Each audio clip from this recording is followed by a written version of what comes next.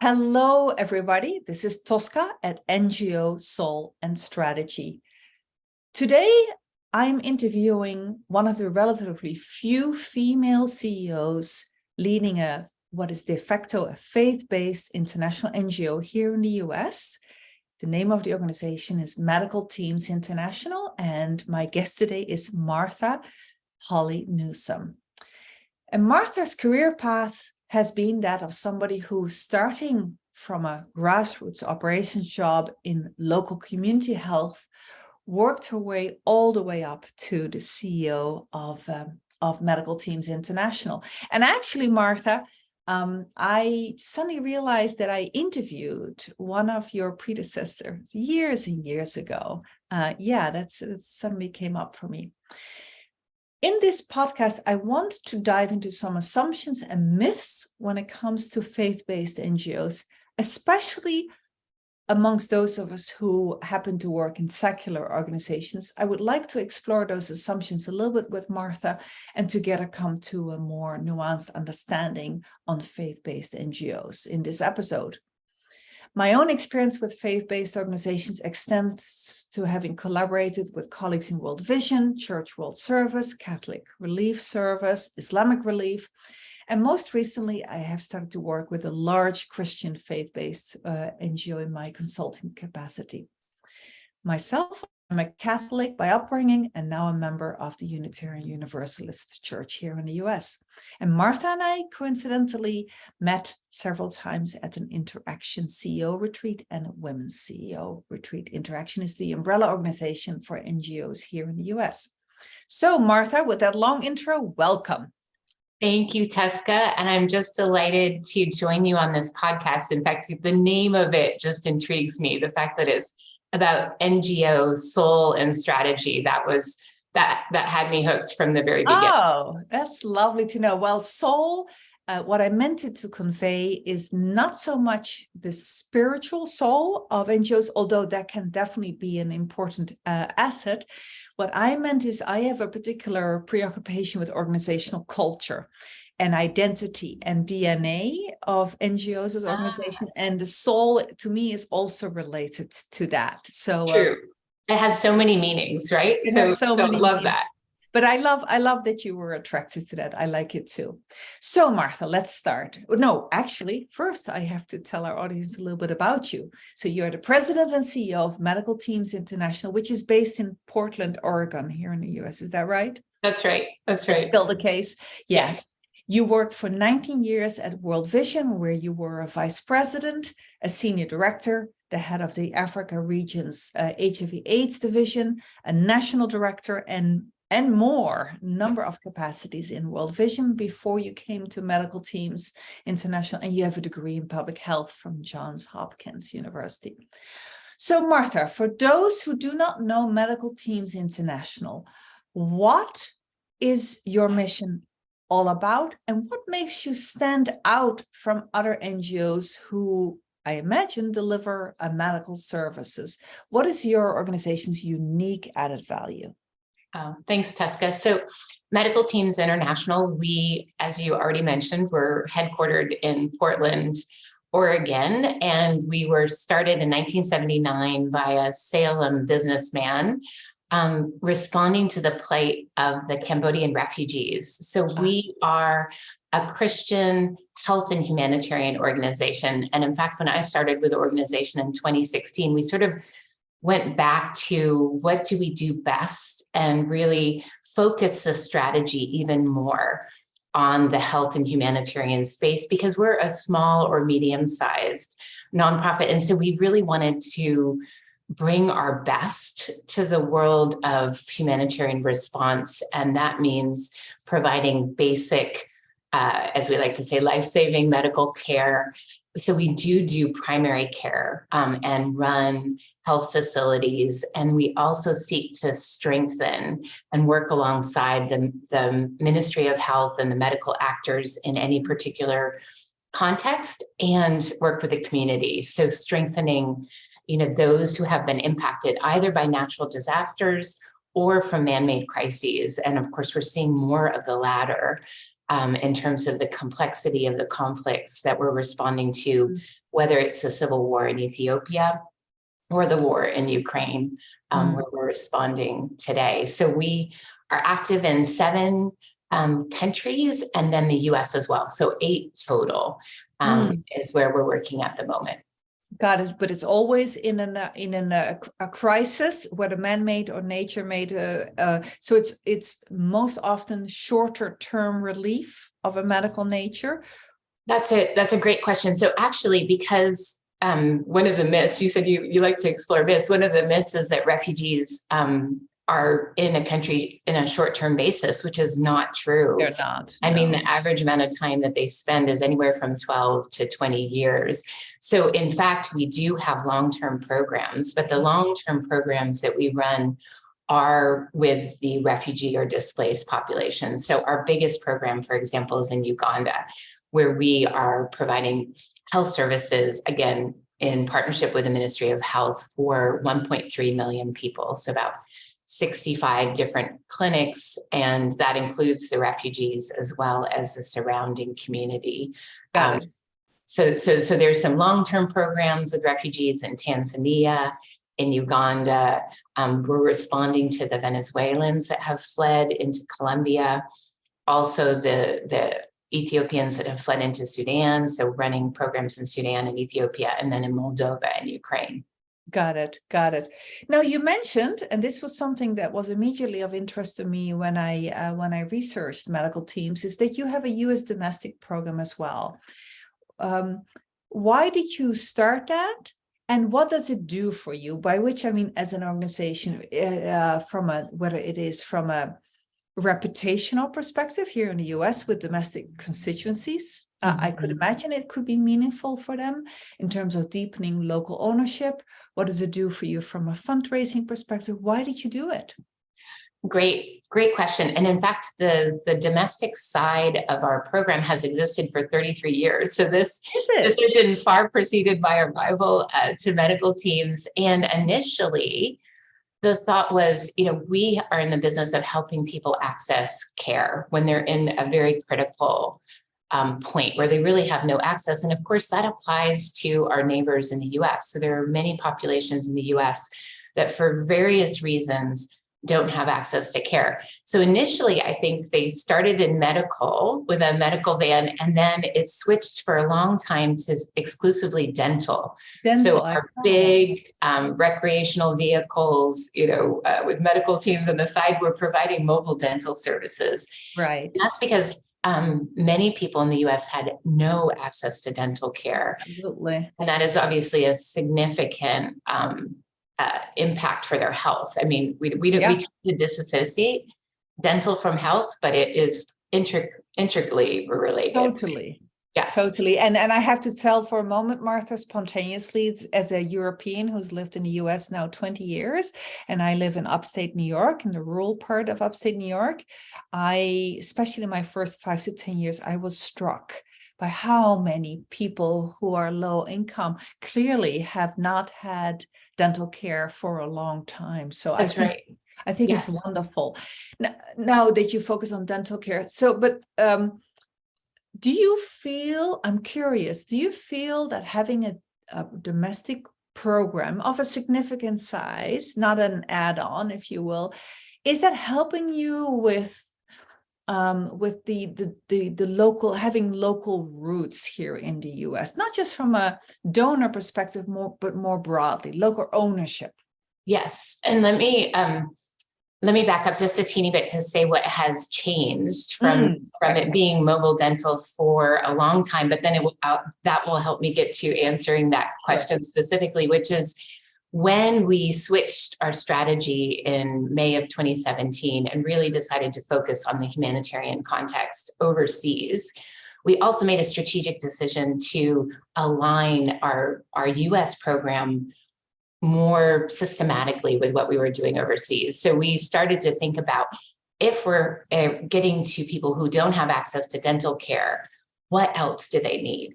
How else could we participate in the social safety net in terms of helping them to connect to other sources of care? Because many of them have multiple needs, whether it's housing or whether they don't actually also have access to health, whether they're suffering from the impact of mental health and addictions and need access to those services. So we started to think about how our program could become a more complete package of services and be part of the social safety net in the US.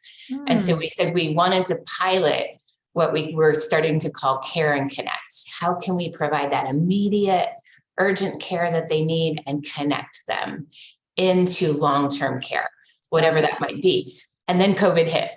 And so with COVID, we hadn't even had a chance to pilot this idea of Care and Connect, but immediately the health departments in Oregon and Washington reached out to us because we had these mobile vehicles and a way to get out to populations that didn't have access, whether they didn't speak English, BIPOC communities, elderly, veterans, houseless.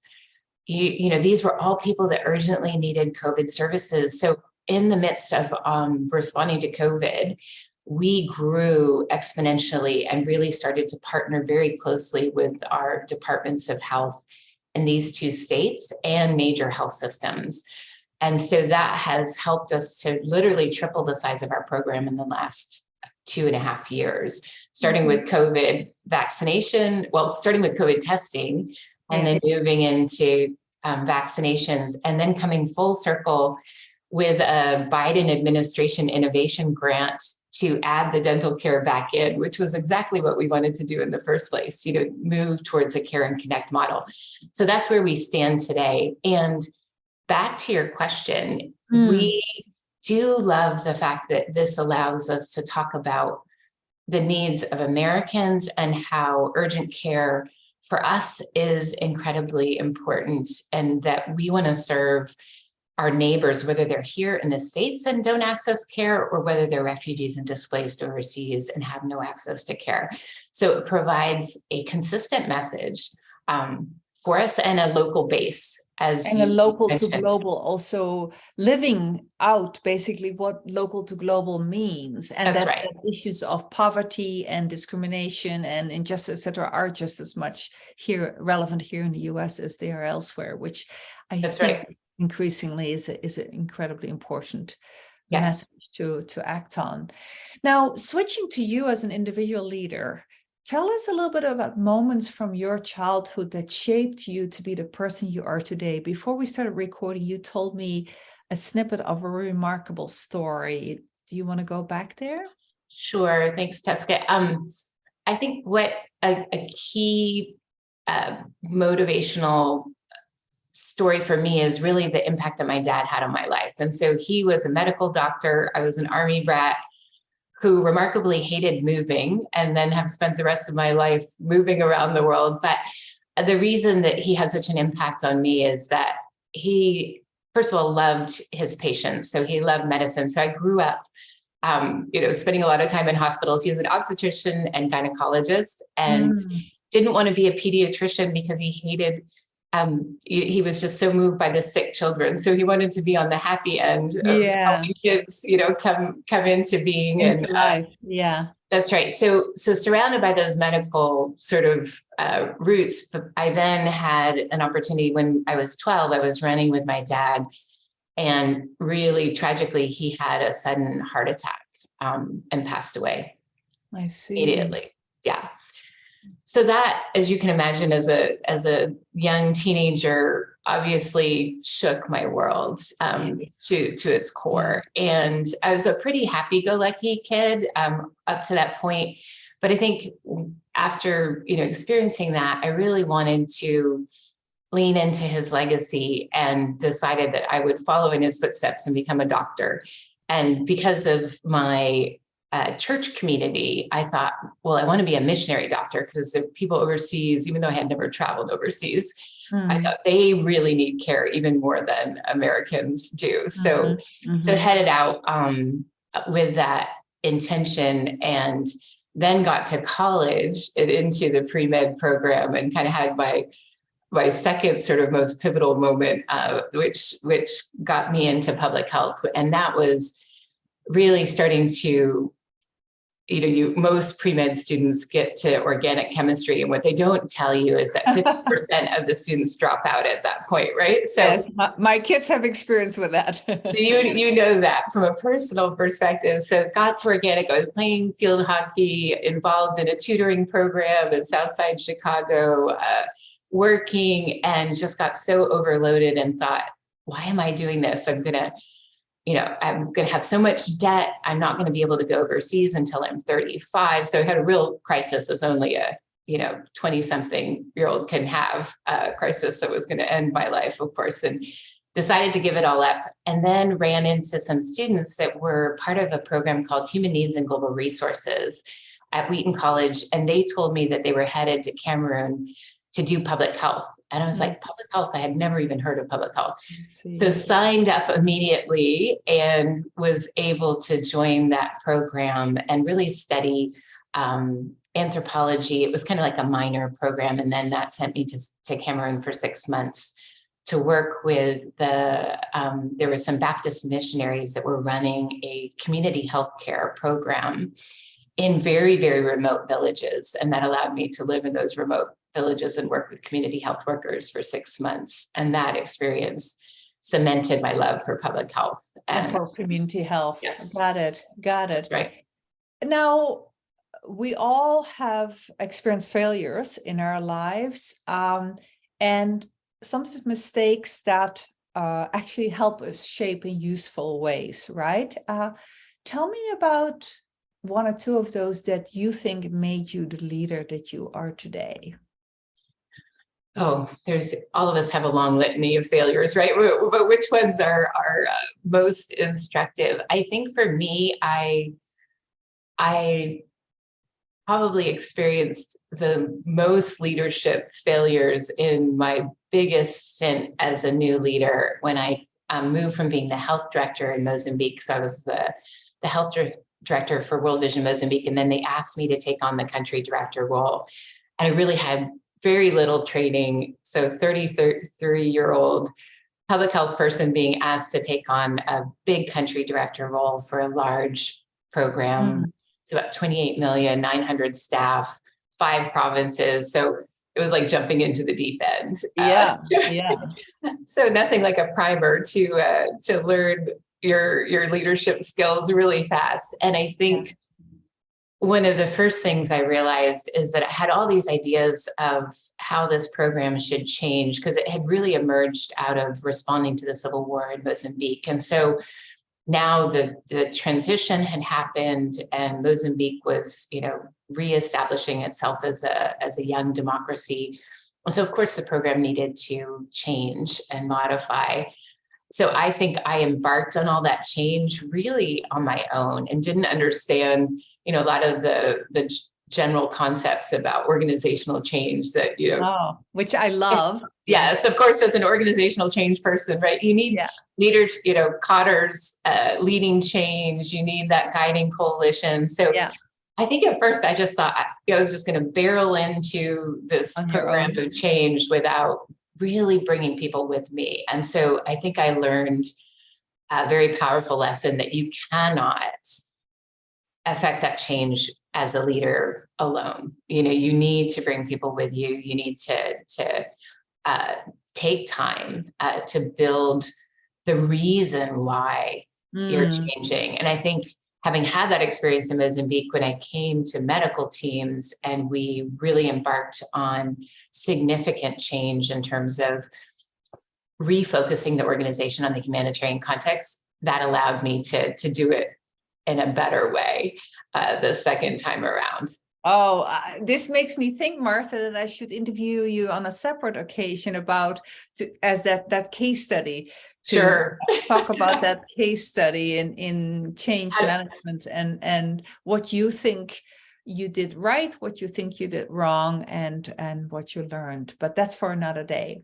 Sure. So let's move to the topic of faith-based organizations, right? In my view, they have huge assets in the form of staff and board members, volunteers, etc. Often have a deep well of motivation, right? That's right. And also, as we know, many people around the world are deeply spiritual. If they're not explicitly religious, they are definitely spiritual. Absolutely. And not all of them obviously Christian by far, but many people are deeply spiritual. And yet it seems that secular NGOs and also the kind of development discipline seems to often assume that that is not the case, and that we look at the world purely from a secular perspective, which then doesn't always work, right, in our program interventions, etc. In short. On top of that, faith-based organizations have potentially a deep well of trust in local communities through the churches, the mosques, the temples, etc. Right? That's right. So I'm curious, to what extent does medical teams benefit from the natural bonding and trust that can exist between different people of the same faith? Do these assets that I just listed, do they play out for medical teams or not so much? Yes, they do. And maybe let me perhaps explain a little bit about medical teams. Please do. You told me something interesting. Yeah, that's right. And how we show up as a faith-based organization is a little different than some others. And so people might have assumptions about what that means. Yeah, please go there. So for us, I mean, one of the operating principles is that our faith motivates us. So we are actually registered as a regular 501c3 in the US and not as a explicit faith-based nonprofit. And that has been the case for medical teams since its inception, which is interesting, but it has always been motivated by faith. And so we say that it's part of our culture and it's what inspires and motivates us. And so the calling, which we say our vision is our calling, and it's daring to love like Jesus, we boldly break barriers to health and restore wholeness in a hurting world. So that is an incredible galvanizing force for us. And we ask our staff that join medical teams how they align with that. So they don't have to, necessarily ascribe to a certain denomination or have a faith statement, but what does that mean to them? How does that motivate them? And then it also shows up in our values of being courageous and tenacious, accountable, selfless, and not alone. And we say God is with us, and the work that we do is really hard. And so I think some of what you were talking about in terms of the trust and the motivation is really, it does bond us together in a sense, right? It gives us that added inspiration when things are really tough and when you're working in really difficult circumstances. So that allows us to kind of own this middle space. And so we say that we want to attract people to join us and be part of us, whether they're staff or volunteers, or the community volunteers that we work with, the community health volunteers that we work with overseas, because we want to be the hands and feet of Jesus and aspire to show up that way. So I love the fact that we want to lead by example, but be a big tent in terms of who can join us and be part of us, whether they're from a Muslim faith or whether they're from a Christian faith, or whether they don't actually have a sense of personal faith, but they're attracted to our calling statement and our values because of who we are and how we're trying to show up. I see. Let me probe a little bit on one point. You said that your staff are not selected or hired based on ascribing to one same church or even official religion, right? Is that true all the way to the top?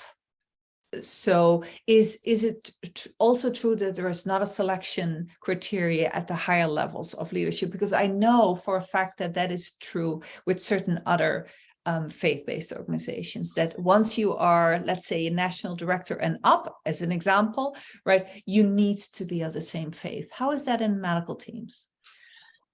I would say we ask the same questions about our calling statement and values to everybody at all levels.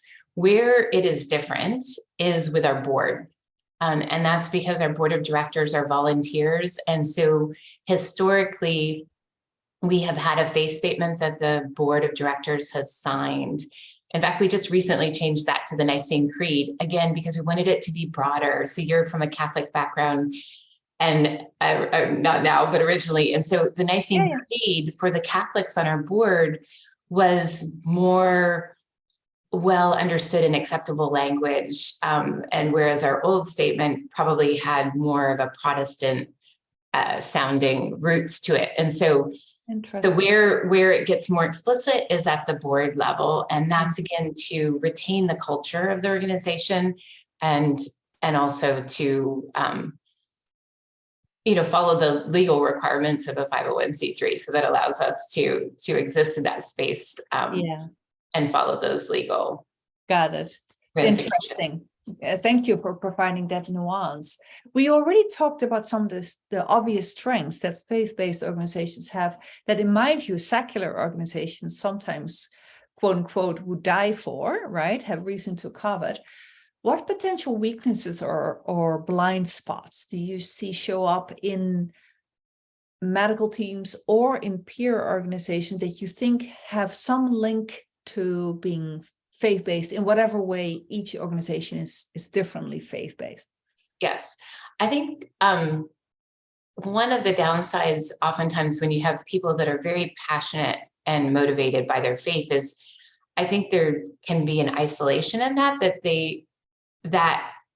vision and mission is enough, right? And so there can be a naivete, perhaps, as you get into this work, especially, of not connecting with others, not understanding the humanitarian community, the professional standards that are required, to work in this space, and that we really owe the people that we serve. And that we're coming alongside them, but we want to bring the best of what we have to offer. And so that means connecting into that humanitarian community. So you sometimes see younger or smaller faith-based organizations kind of barreling in as if they are completely able to manage this context on their own, right? And I think that can be a real weakness. They may not show up to be part of the humanitarian cluster. And so we are always encouraging smaller Christian organizations to coordinate, to be part of the broader secular and faith-based community of practice, so to speak, and to coordinate and learn together. So we're part of a group called the Integral Alliance, which is 21 Christian development and humanitarian organizations that do just that. They try and partner together, and many of them are smaller. And so by being part of this alliance, we have made a choice to respond to disasters together. And with that has allowed us to help some of these smaller Christian nonprofits to understand, hey, we believe that the core humanitarian standards are absolutely essential, and now have adopted those and are as an alliance ascribing to those standards. Another weakness can be sometimes in a humanitarian response, if your only partner is the church. That's not true of medical teams, because we see our partner as the Ministry of Health and the humanitarian partners that we work alongside. But we have seen some Christian nonprofits that work through the church. If you bring that to a humanitarian response, that can be a little tricky in the speed of that response. Those partners may not understand the core humanitarian principles, for example, and how to avoid proselytism. And so there's a need to really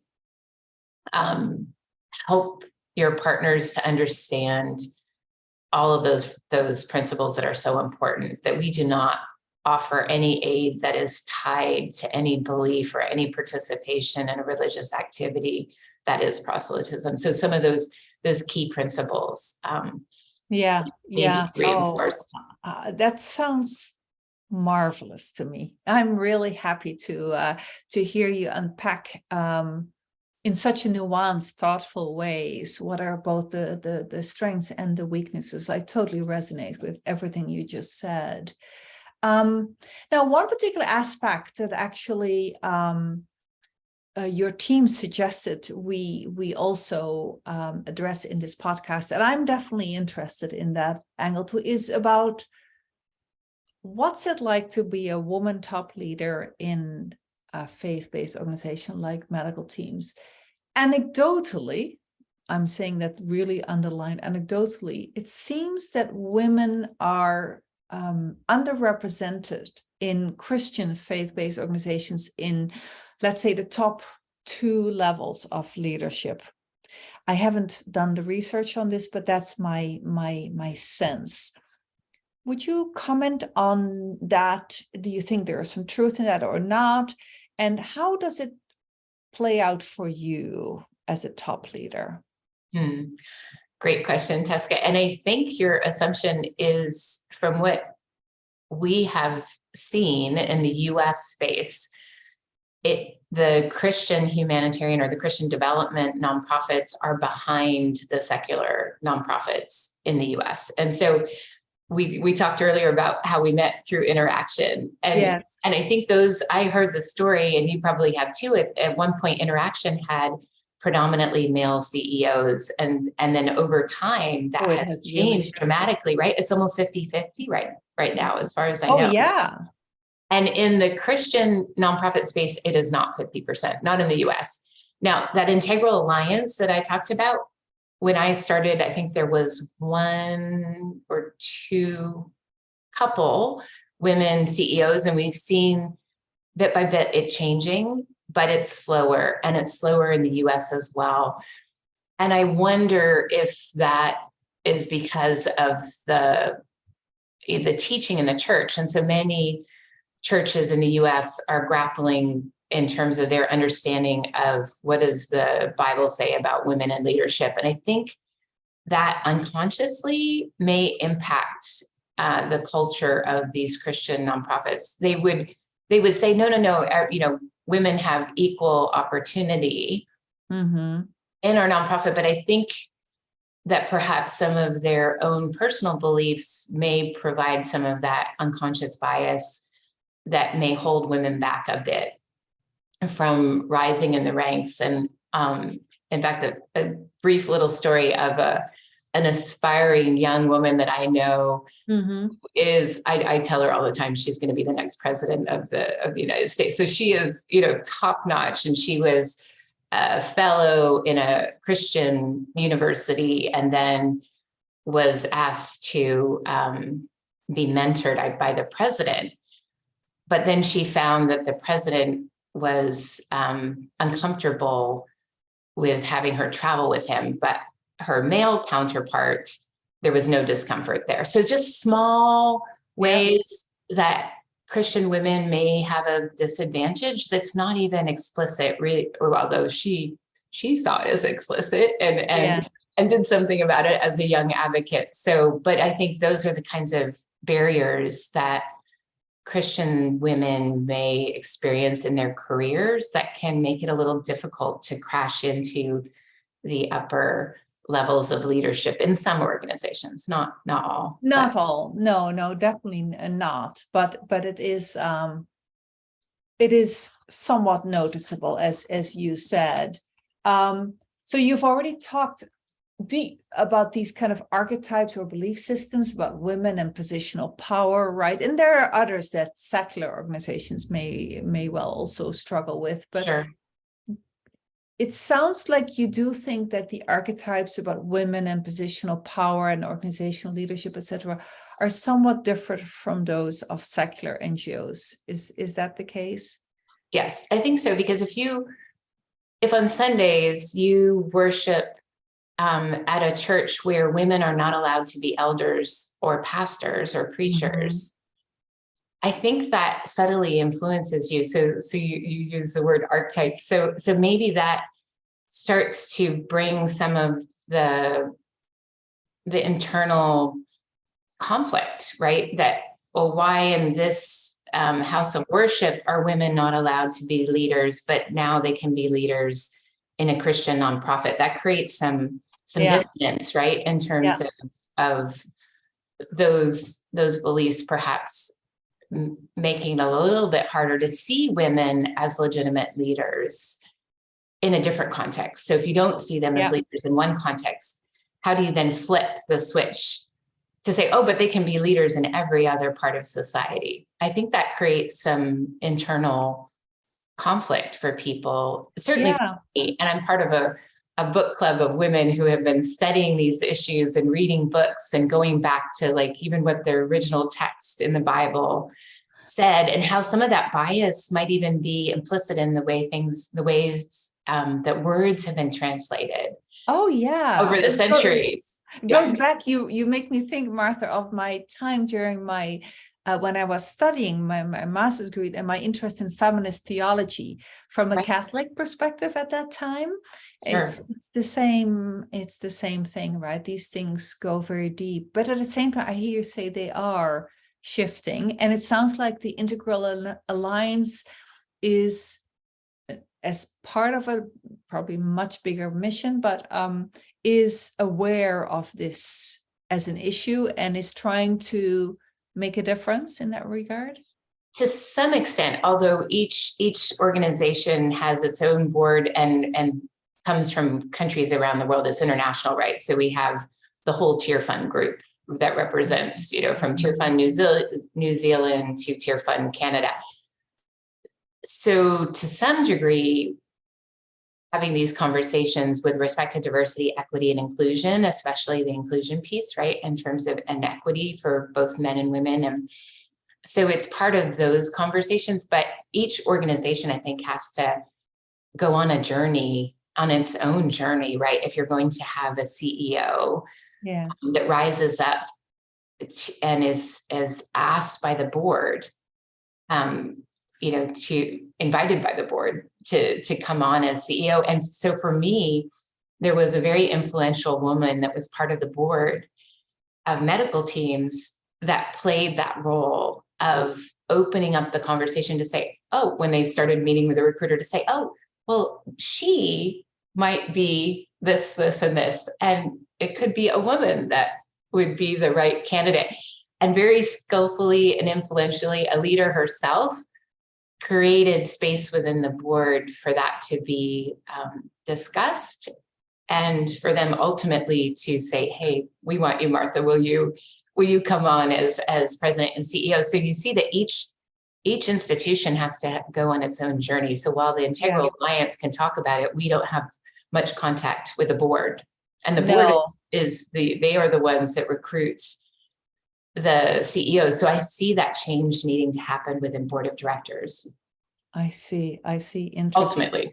And we know, of course, that there are also huge differences within each institutionalized religion, right? That's right. Geographically, etc., across the world in social values around women and around LGBT people, etc., etc. So it's no religious institution is a homogeneous body in that regard.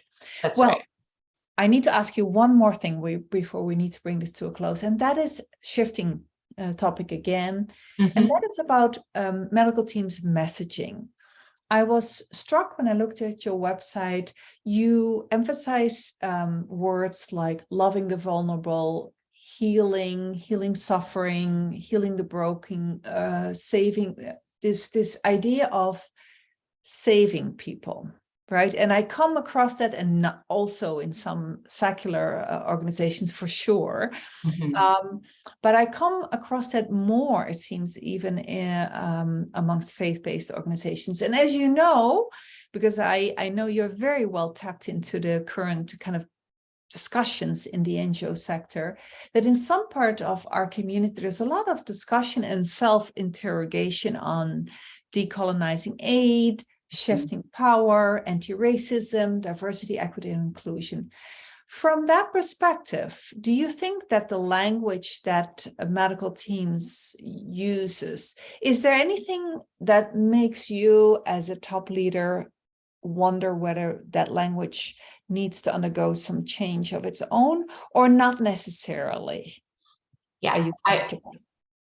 Very astute. I'm glad that you have been perusing our website and asking those questions, because you're right, Tosca, this conversation, we're on a journey as an organization in terms of diversity, equity, inclusion, and decolonization of aid, like many of our peer organizations. So we really have been digging into the diversity, equity, inclusion space more, especially with everything that happened in the US around George Floyd, and really thinking about it from a US context first.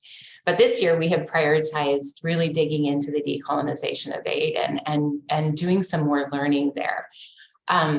So I would say we have moved away, and maybe we need to do another scrub of our website with saying that people are vulnerable. So you're right. If that's still showing up, we want to make that change, because they are survivors. They're not victims. They're heroes in their own right in terms of their ability to survive and thrive in incredibly difficult circumstances. So we are working to shift that, and there may be some vestiges that still need to change. I think the saving piece is interesting, because we have used that we've used that word very explicitly to help non-medical people understand that the care that we are offering is truly life-saving. So we always say it's body. life-saving. And so I'm a little distressed to think that, folks would think, oh, it's this, we're saving the world. No, that white savior complex, we do not want that to be misunderstood, but we've been trying to kind of take medical language and make it very accessible to say that the care that we provide is truly life-saving. So a story, in Tigray, as the embargo, Tigray has been embargoed until very recently for a year and a half. Our Tigrayan staff, 90% of our staff are nationals in the context where we work. And they have continued to provide mobile medical services in Tigray with almost nothing. The only thing we could bring in was cash. And so these mobile medical teams ended up delivering babies. They're not supposed to deliver babies. The reason they delivered babies was truly life-saving. Those women would have died. So that's what we mean by life-saving. Recently, they weren't even able to get fuel. Cars were not allowed to get out because the embargo still is not fully lifted. They hired donkeys and donkey carts to get out to provide life-saving care. So we want that idea of life-saving to mean, hey, we're there in the most critical moment. We want to be there with people when they truly don't have access to medical care, and step into that gap, but then eventually hand over to the Ministry of Health and leave. Our dream is to exit, to be there with people in crisis, serving with nationals who speak their language, who have incredible skills and experience, and then, eventually be able to hand over and exit, having really reestablished those facilities and allowing the Ministry of Health to continue to provide those services. I'm so glad I asked you the question, and that makes a lot of sense. That's right. So I'm glad we dug in there a little bit. Well, we have to bring this to a close, Martha. So sad. This was very, very interesting to me. Where can people go if they want to learn more about you as a person, as a leader, and medical teams as an organization? Well, of course, they can go to our Medical Teams International website, which is medicalteams.com. And then I am very active on LinkedIn, so they can just look up Martha Holley, Holley Newsome, and find me on LinkedIn, on Twitter. I'm trying to remember my handle. We can put that in the show notes. Don't worry. Thank you if you help me with that. All the platforms. People can easily find me on Good. And Twitter, you also Instagram. mentioned, in addition, before we started recording, that there was a 30-minute radio story produced about your life, right? And that's right, Our American Stories, and we will provide that link for your listeners. I would love to include that in the show notes, because based on what you told me just in that small snippet, that probably is very worthy of listening by myself and anybody else who wants to. Thank you very much, Martha, for all your insights And thank you, listeners. If you found this podcast stimulating, then be sure to check out other episodes of my podcast. There is, for instance, episode 25 that celebrates the presence of 3 women leaders, 3 Latina women at the help of major NGOs. And you can find that episode and others not just on my website, 5oaksconsulting.org, but also on my YouTube channel. Subscribe to my email list and you'll be the first to know next time when I interview super interesting people like Martha. This is Tosca, and I look forward to spending time with you next time on NGO Soul and Strategy.